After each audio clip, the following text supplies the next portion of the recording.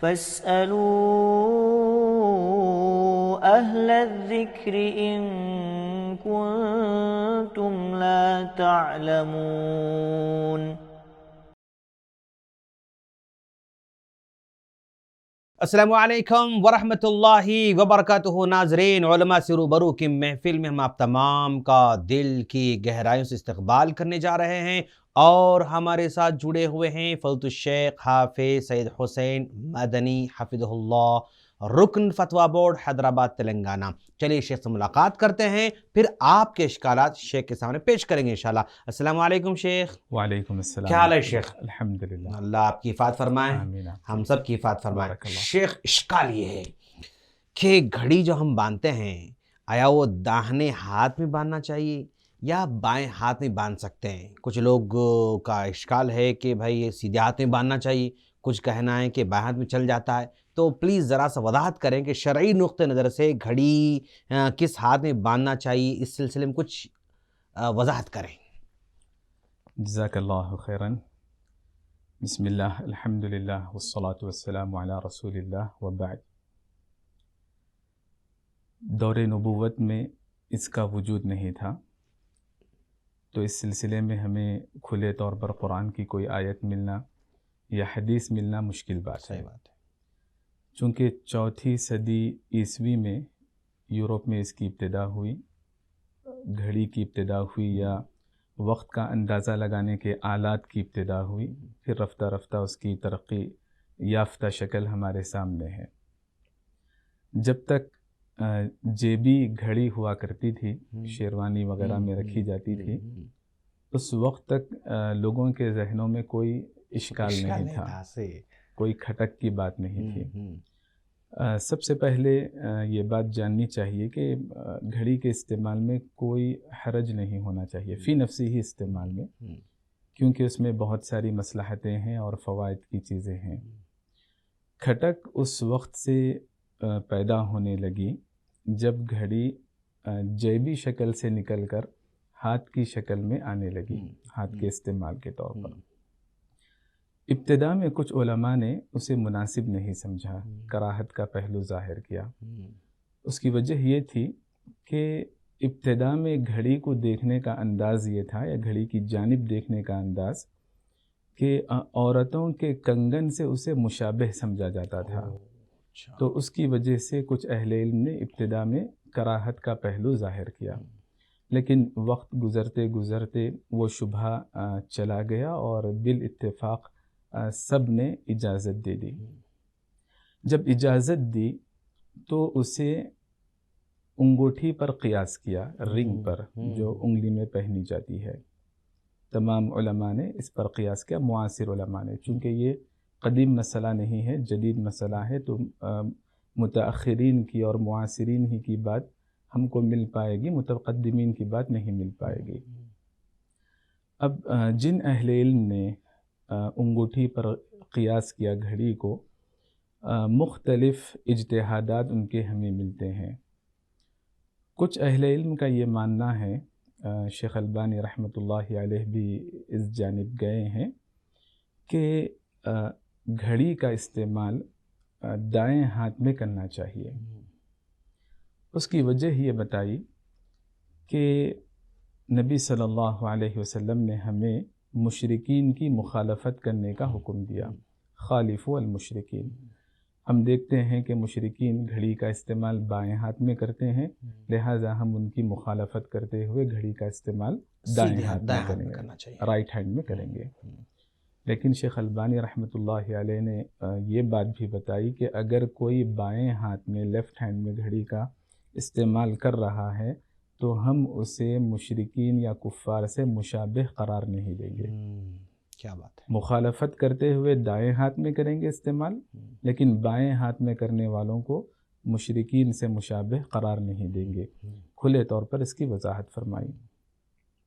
شیخ عبد المحسن العباد حفظہ اللہ، جو اس وقت کے بڑے امام اور محدث ہیں مدینے کے، انہوں نے فرمایا کہ ممکن ہے اس قول کے لیے، شیخ البانی رحمۃ اللہ علیہ کا جو رجحان ہے، اس قول کے لیے استدلال کیا جائے ایک روایت سے، اور وہ روایت ہے کہ ام المؤمنین عائشہ رضی اللہ عنہا نے مشاہدہ کیا نبی صلی اللہ علیہ وسلم کا، اور فرمایا کان یعجبہ التیمن، کان یحب التیمن فی شأنہ کلہ ما استطاع، جہاں تک ہو سکے نبی صلی اللہ علیہ وسلم اپنے سارے کاموں میں دائیں جانب سے کرنے کو ترجیح دیا کرتے تھے، پسند کیا کرتے تھے۔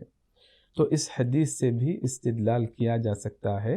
شیخ عبد المحسن العباد حفظہ اللہ نے یہ بات بتائی۔ یہ پہلا موقف ہے شیخ البانی رحمۃ اللہ علیہ کا، شیخ عبد المحسن العباد حفظہ اللہ کا۔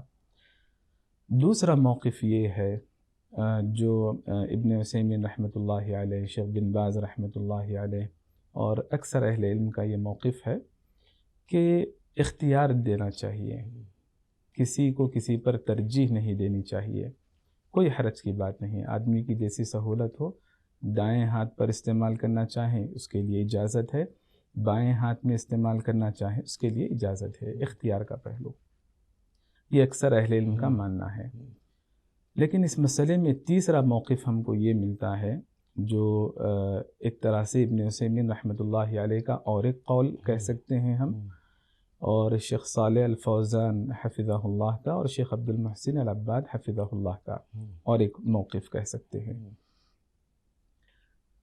وہ قول یہ ہے کہ ابن عثیمین رحمۃ اللہ علیہ نے 2 دفعے فرمایا لا افضلیت فیہ، اگر کوئی یہ سمجھ رہا ہے کہ بائیں ہاتھ میں پہننے کے بالمقابل دائیں ہاتھ میں پہننا افضل بات ہے، تو کہا 1 سے زائد دفعے کہا لا افضلیت فیہ، اس میں کوئی فضیلت کی بات نہیں ہے، یعنی یہ اختیاری معاملہ ہے، بلکہ رجحان یہ ہے کہ بائیں جانب بائیں ہاتھ میں استعمال کرنا چاہیے۔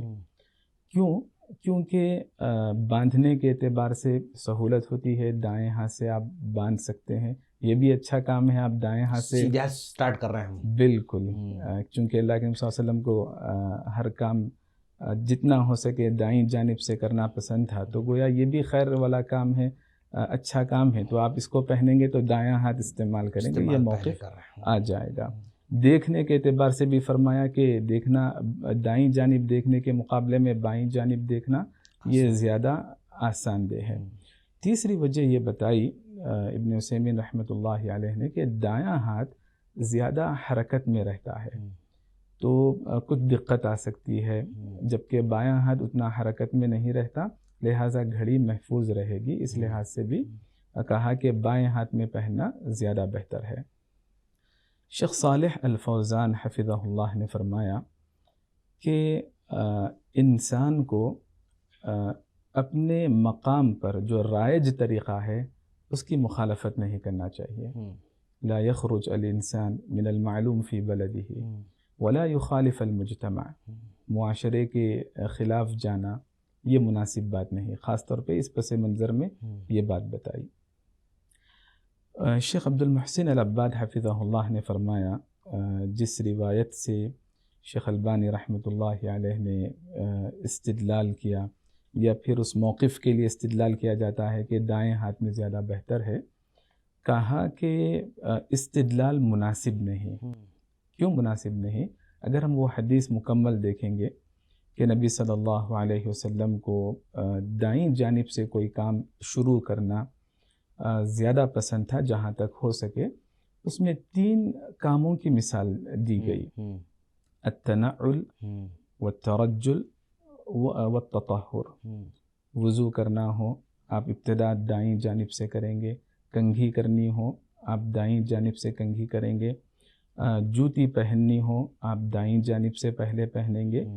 تو یہ 3 کام ایسے کام ہیں ما لہ بدایۃ و نہایۃ، ان تینوں کاموں کی ابتدا بھی ہے اور انتہا بھی ہے۔ تو کہا کہ گھڑی کا باندھنا ان میں داخل نہیں، گھڑی کا پہننا اور باندھنا ایسے کاموں میں داخل نہیں جن کی ابتدا اور انتہا رہتی ہے۔ تو خلاصہ یہ ہے کہ اگر کوئی آدمی اپنے طور پر، جیسے شیخ البانی رحمۃ اللہ علیہ کا موقف ہے، اپنے طور پر اسے مسنون یا بہتر سمجھ رہا ہے انگوٹھی پر قیاس کرتے ہوئے، تو انشاءاللہ اس کی گنجائش ہے اور اجر کی امید کی جا سکتی ہے۔ لیکن شدت نہیں برتنی چاہیے. جیسا کہ ابن عثیمین رحمۃ اللہ علیہ، شیخ صالح الفوزان حفظہ اللہ، شیخ عبد المحسن العباد نے فرمایا اور دیگر اہل علم نے کہا کہ شدت نہیں برتنی چاہیے. اپنے مخالف کو مخالف سنت نہیں سمجھنا چاہیے، یا پھر کفار سے مشابہت اختیار کرنے والا نہیں سمجھنا چاہیے، کیونکہ انگوٹھی اللہ کے نبی صلی اللہ علیہ وسلم کبھی دائیں ہاتھ میں استعمال کرتے تھے، کبھی بائیں ہاتھ میں، اور اس انگلی میں استعمال کرتے تھے، الخنصر.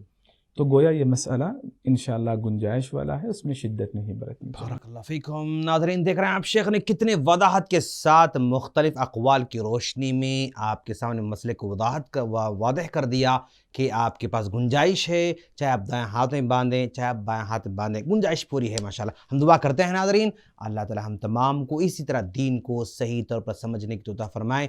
آمین. السلام علیکم ورحمۃ اللہ وبرکاتہ.